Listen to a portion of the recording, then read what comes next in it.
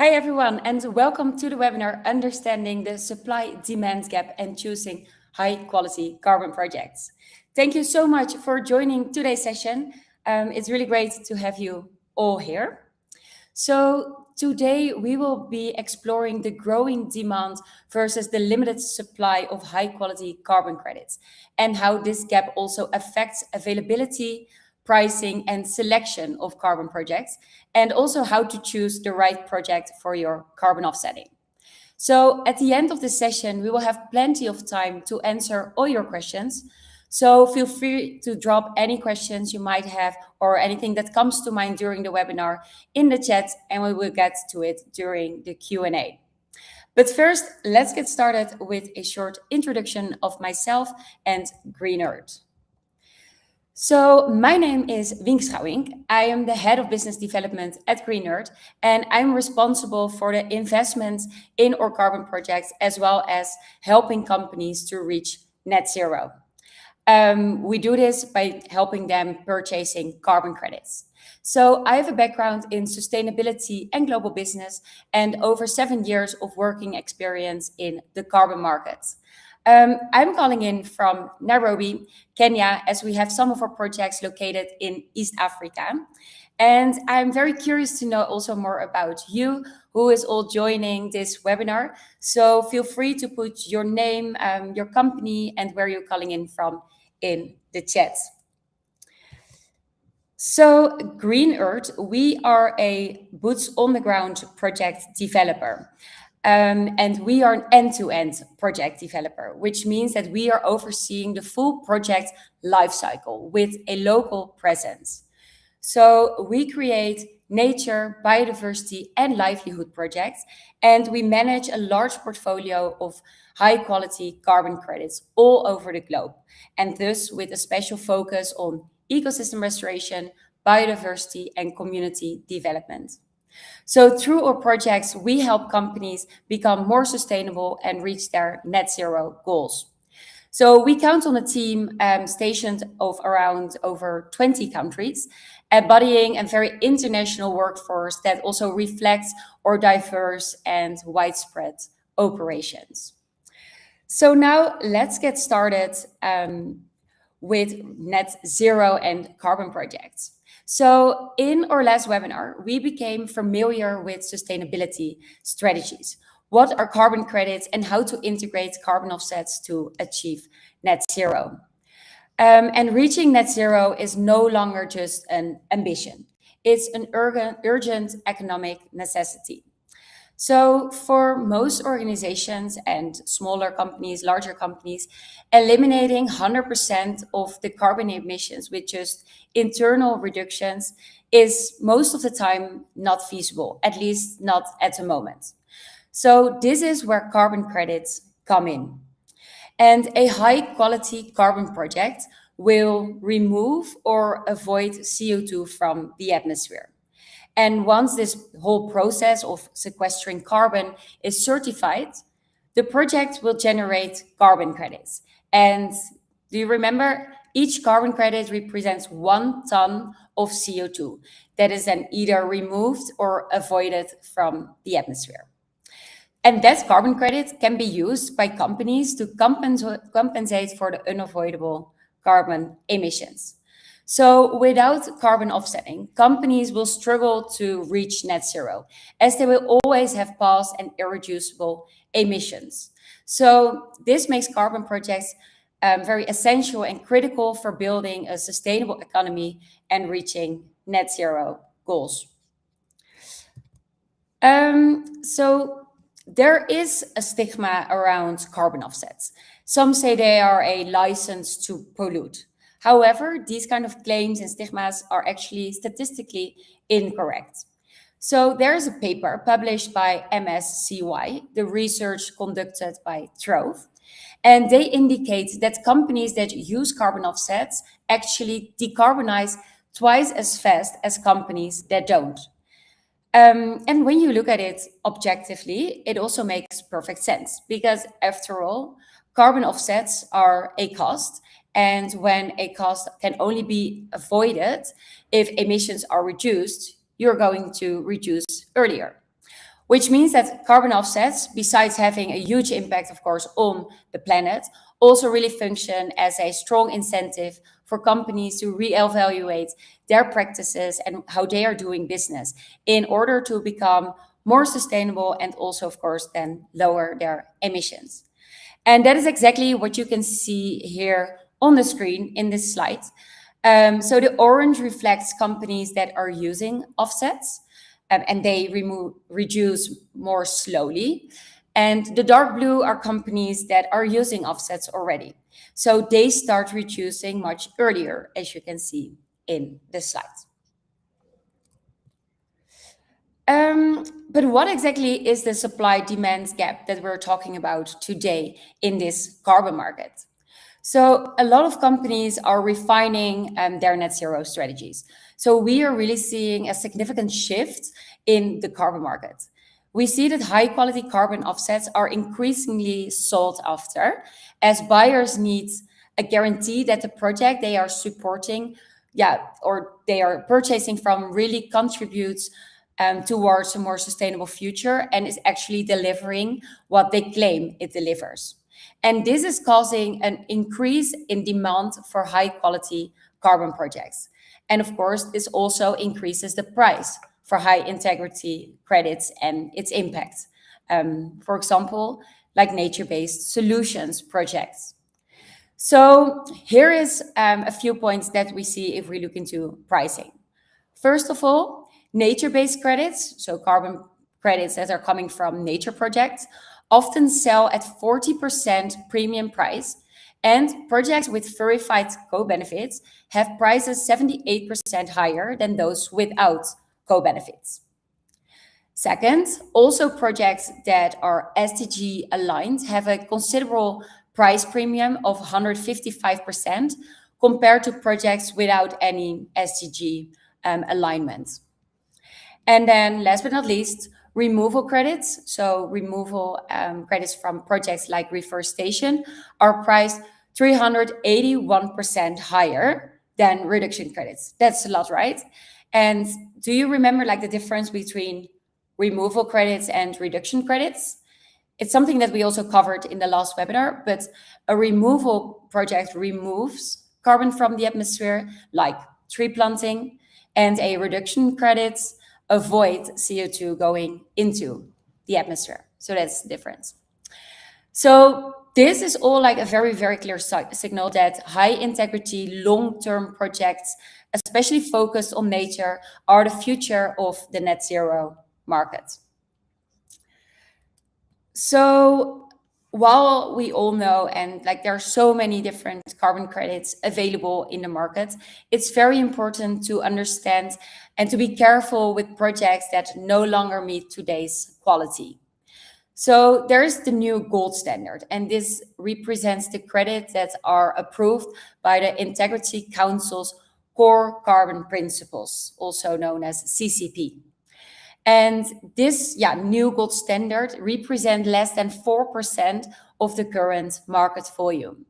So as you see, like everyone is chasing this very small pool of high integrity projects, which results, of course, in that buyers will definitely face scarcity, but also higher prices. So it's not just about price, it's really also about the availability of these high integrity carbon projects and credits.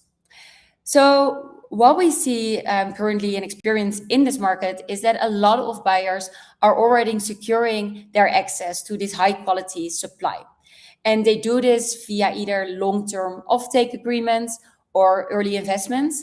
You may find yourself unable to buy credits of these high quality projects to meet your 2030 target at any reasonable price if you don't start today. So this is really like the supply-demand gap that we see in the carbon market.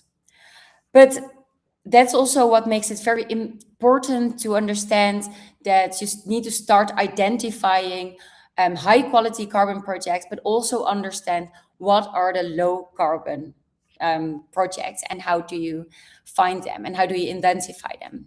Because not all carbon projects are of high quality. So due to the high demand for offsets, The market is really flooded with projects that really look good on paper, but might not generate the impact that you expect. So to protect your offset portfolio and your reputation, you must know and understand how to identify low quality projects. So first of all, you need to look into baselines of convenience. If projects have that, it says that these projects use inflated or unrealistic business as usual scenarios. So they really overstate their carbon reductions or removals. So if the baseline feels like a stretch, their impact likely is too. Then secondly, additionality gaps. So this means that if a project was going to happen anyway because of laws or profits, so without the use of carbon credits, then the carbon credits don't have like real value. So they are not additional to the project. Then leakage and permanence risk. So be aware of projects that simply shift deforestation to neighboring areas, or, for example, lack the long-term protections that is required to ensure that the carbon remains sequestered. And lastly, the outsourced implementation. There are quite a lot of developers that are not present on the ground, but are operating from a distance. So they really miss the local details that lead to success or failure.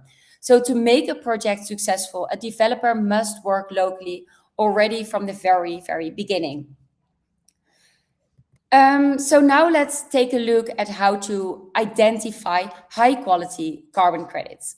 So here's a quick checklist that will help you. First of all, and here it is again, additionality.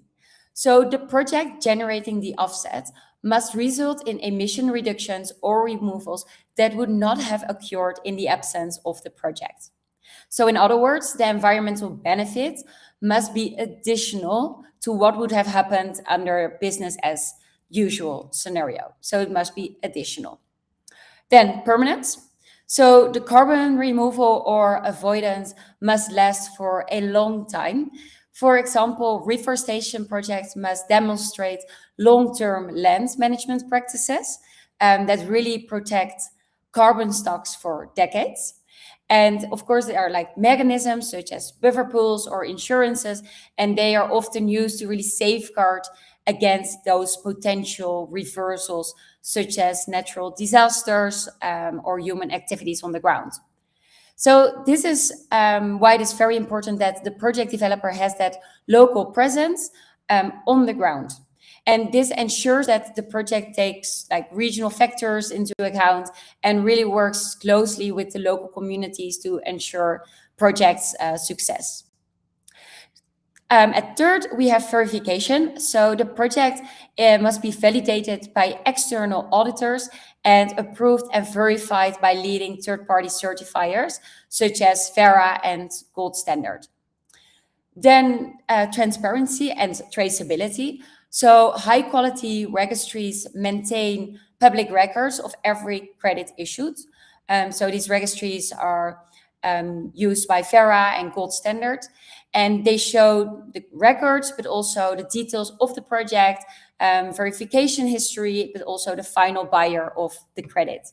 So this transparency is very crucial for preventing double counting and for building trust among buyers, but actually amongst like all stakeholders in the project.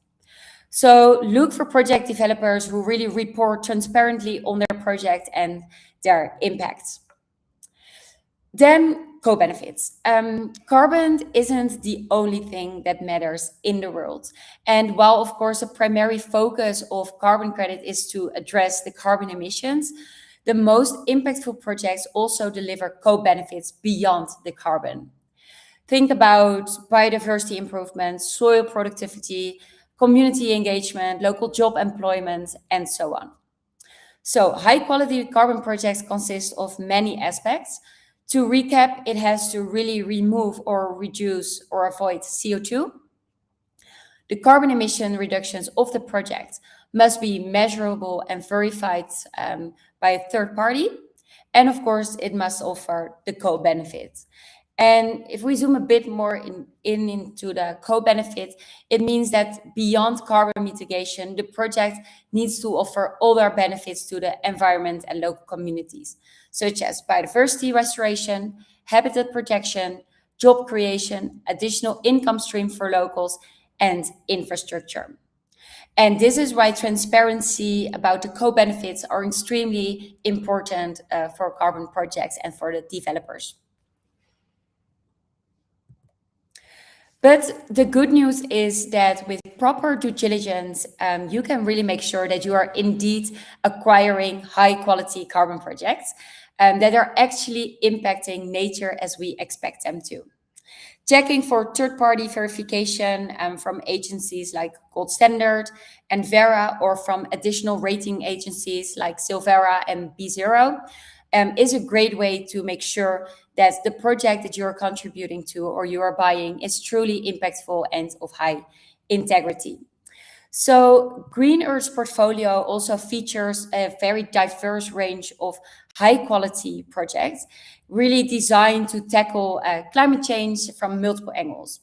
Whether it's through active reforestation and afforestation, to sequester carbon, or habitat restoration and biodiversity protection to safeguard endangered species or ecosystems, or providing energy efficient cook stoves to reduce emissions and also improve lives in local communities.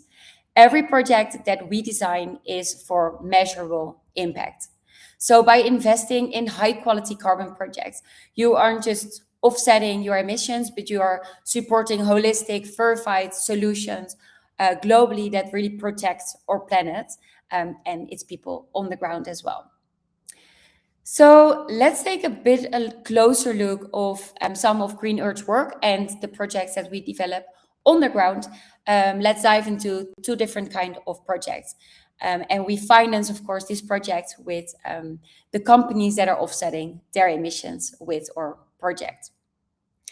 So first of all, the Bulindi Agroforestry and Chimpanzee Conservation Project. So this project is located in Western Uganda, and it addresses the urgent need to protect the habitat of over 300 wild chimpanzees living on our project sites. Those forest homes are rapidly shrinking due to agricultural practices, but also by deforestation for constructing of roads. And because of the deforestation, a lot of the chimps are moving to the local villages, and they are destroying all the crops of the farmers, because most farmers are producing sugarcane, for example. So we help solve this conflict between the humans, the chimps, and nature. And we do this by an agroforestry model, which is community-led conservation. And we are restoring native tree cover and creating sustainable livelihoods. So we plant a mix of biodiverse native tree species in combination with the cash crops like coffee and cocoa. And this really empowers the local farmers with income from the crops like the coffee, but also with training and essential services, for example, clean water or education. So it's really a model to show how nature restoration and community well-being can go hand in hand. And we use carbon credits to finance this project. But content always says more than words. So let's have a look to our project video on the ground. Located on the equator and blessed with an enormous amount of sun and rain, Uganda is one of the most fertile countries on the planet. Alongside Uganda's population growth, its demand for farmland has increased, putting pressure on its dense tropical forests and woodlands. Local communities depend on farmland for food and income, but a different community depends on these forests for food and shelter. Uganda's chimpanzees. Through the Bulindi Agroforestry and Chimpanzee Conservation Project, we work on solutions that help humans, chimpanzees, and nature. The project is a collaboration between the Bulindi Chimpanzee and Community Project and Green Earth, and addresses the urgent conservation needs for the wild chimpanzee population in western Uganda. To do that, we are restoring more than 22,000 hectares of forest habitat by planting 31.5 million trees. We've set up multiple tree nurseries where we grow different types of trees that we distribute to local landowners. Trees that help us restore safe forest habitat for chimpanzees and other wildlife while yielding additional income for these farmers. We also help them develop the necessary skills to implement sustainable agroforestry on their lands. And we work on educational programs designed to minimize human-wildlife conflict and accomplish peaceful coexistence in these areas. Green Earth is an on-site project developer working closely with farmers and landowners to align global goals with local needs. Our projects are designed to make the planet's future brighter, greener and healthier. Join us in this vital mission.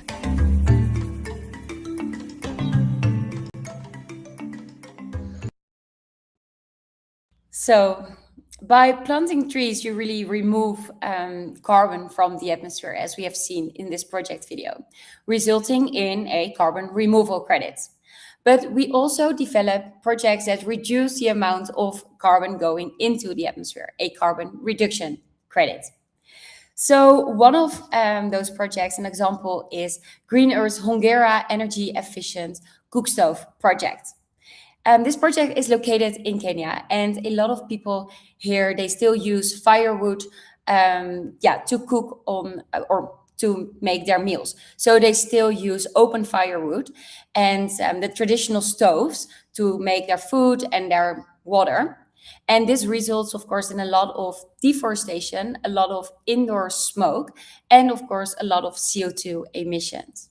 So by introducing this sustainable cook stove, our project significantly reduces the amount of firewood needed and thus the pressure on deforestation, and also consequently reducing the amount of carbon going into the atmosphere, helping to protect the forest, but also improve the family well-being. Let's also have a quick look in how this project looked like. The Hongera Energy Efficient Cook Stoves project manufactures and distributes efficient cook stoves to local communities in Kenya. Our project is distributing 150,000 cook stoves and aims to provide households with a more sustainable cooking method that significantly reduces the need for firewood and improves indoor air pollution. We are locally manufacturing and distributing energy-efficient cook stoves to help these communities. But the project also contributes to broader ecological goals. The project aims to restore the natural balance by curbing deforestation in these forest habitats. It has been developed under the gold standard and is expected to mitigate 2.5 million tons of carbon emissions. By empowering communities, we're leading real change, creating a greener, healthier, and happier planet. Explore our impactful projects and discover how you can make a difference by visiting our website at green.earth. So also for me, it still feels really great to see the project videos and everything that we do on the ground. The project makes such a big impact, even more than we can imagine together. So, and of course, we can only make this impact with the carbon credits and companies that compensate for their footprint. And of course, if you compensate your footprint with Green Earth, we also help you communicate your positive impact. So our partners, they will receive a carbon unit certificate, a personalized impact report with the amount of trees planted, the sustainable development goals supported, a climate badge, and more marketing and communication materials. So now that we have explored like the critical differences between high quality and low quality carbon projects, the question remains, how do you as a company navigate to this complex landscape with confidence? So at Green Earth, we bridge that gap for you through due diligence and deep technical expertise and on-the-ground local presence. So we don't just offer carbon credits, but we really help you curate a portfolio that aligns perfectly with your corporate values and net zero ambitions with these high quality carbon projects. Our project portfolio really consists exclusively of high quality carbon projects where we maintain a boots on the ground approach. So as a project developer, we eliminate all the gray areas. We ensure total transparency, traceability, and verified impact that you can stand behind. So now it's time to answer all your questions. So let me have a look into all the questions that you have shared with me, and I will get back to you.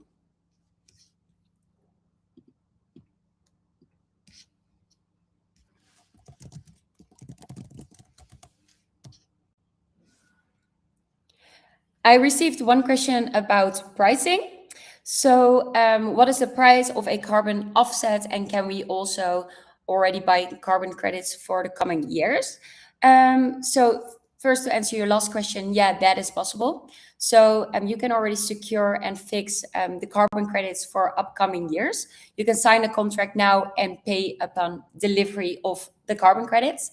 And carbon credits, yeah, it really depends on the project, but let's say between 15 and 50 euros per ton of CO2. So it's quite a range, but it really depends per project type, of course. Let me see what other questions we have. Are all your projects certified? Yes, so I also showed you a slide about certification. So all our projects are certified either via Verra or Gold Standard, and these are the most well-known certification bodies and critical certifications that will come to your project and really assess the quality and the carbon that you have sequestered from the project. And we also use those registries to retire the carbon credits in your name. Let me see if we have any more.